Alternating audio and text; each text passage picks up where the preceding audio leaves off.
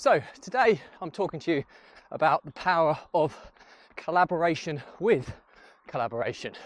That sounds like a bit of a foolish title, but hopefully it will make some sense. Keep on watching, keep on listening. This is predominantly applicable to entrepreneurs in business. So keep on watching, keep on listening. Hope you find it useful. Welcome back to consecutive day 1586 with Diary of a Runpreneur. If you believe in my mission of saving the lives of children by attempting the ultimate ultramarathon of run vlogging on consecutive days, a distance of a lap of the world, barefoot style, do give this a subscribe, share, like, comment. More people we get in front of, more money we raise, more children's lives we save, which is why I do this every single day. Thank you as always, and let's get started.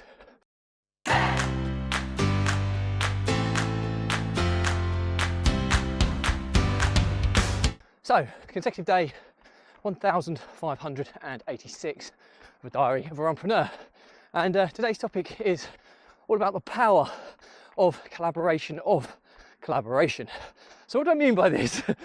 Before we go off on a pathway of insanity talking about something that makes no sense, I'm hoping it does make sense. So what do I mean by the power of collaboration with collaboration? Well, I'm from a property background, so those of you who own a house, it's certainly in the UK, probably in any other country,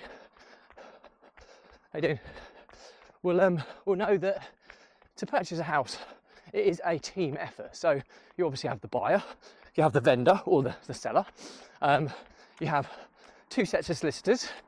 If you're buying with a mortgage or finance, you'll have a finance broker. You'll have an estate agent if they're acting on behalf of the vendor. You'll have an insurance broker who set up insurances. You might have contractors who need to do renovation works. So all of these different stakeholders are involved. Now, what do I mean by the collaboration of collaboration? Well, what I mean by it is that quite often these individual stakeholders operate within their own individual right. They have their own company, their own business, or they work for their own company. And the result of that is that you're then reliant upon multiple different stakeholders working together in harmony or synergy, and that doesn't always happen. And if you're trying to purchase a house, for example, where things are quite little kids shouting in the background, but anyway, when things are quite time sensitive, it can be incredibly frustrating when somebody who hasn't worked with somebody else before is taking longer than it would normally take. It can be the difference between a deal going through or a deal falling apart. So I had a meeting today with an accountant and a finance broker. These are two individuals who I'm looking to potentially introduce into my power team. But one of the big kind of pros or pluses of this potential collaboration was that they know each other intimately and they work together on multiple projects already. So the benefit of this is huge, because for me, whereas currently I have an accountant who doesn't know my mortgage broker, who doesn't know my solicitor, these are all people that are having to feel each other out, know how one another works. So getting things through in a timely fashion can be quite challenging. So by recommendation from another entrepreneur who has experienced similar scenarios that I'm facing now, suggested I meet these two individuals today, and had a really productive meeting. I think there's definitely some potential for us to work together, 100%. They seem to be more entrepreneurial minded, which is really, really powerful. And like I say, the best part is they work together. So when you're raising money in a corporate structure or personal structure, you have an accountant who submits all your tax returns and corporate accounts, all these types of stuff, who you've given permission to collaborate with the finance broker.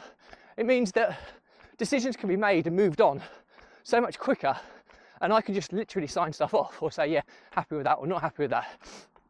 And it can make a massive, massive difference. So I think the learnings from my diary today are that everybody needs a power team in their life, whether it's business related or personal related. It could be a friendship group, it could be a family network, or it could be people within your kind of business network who you utilize for different products or services.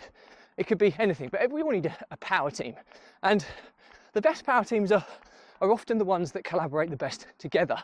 So if you can collaborate, i.e. you're working with another party who's already collaborating with somebody else who you're working with in another capacity, then that is collaborating with a collaboration. And that's what I mean by this episode today. And if you can get that right, and they're good people to work with, I'm not saying cut corners and just go with people because they know one another, but if they're good, they fit what you're looking for, your criteria in whatever service you require, and they've worked together, that can supercharge that potential partnership or collaboration. And they're not always easy to find, but when you do find them, wrap them in cotton wool, because they can be absolutely game-changing in your world. So I hope that's useful. Any questions or comments, drop me a line. I'll respond to everyone. Do remember though, if you believe in my mission of saving the lives of children by attempting the ultimate ultra marathon of run vlogging on consecutive days, distance of a lap of the world, barefoot style, do give this a subscribe, share, like and comment. The more people we get in front of, more money we raise, more children's lives we save, which is why I do this every single day.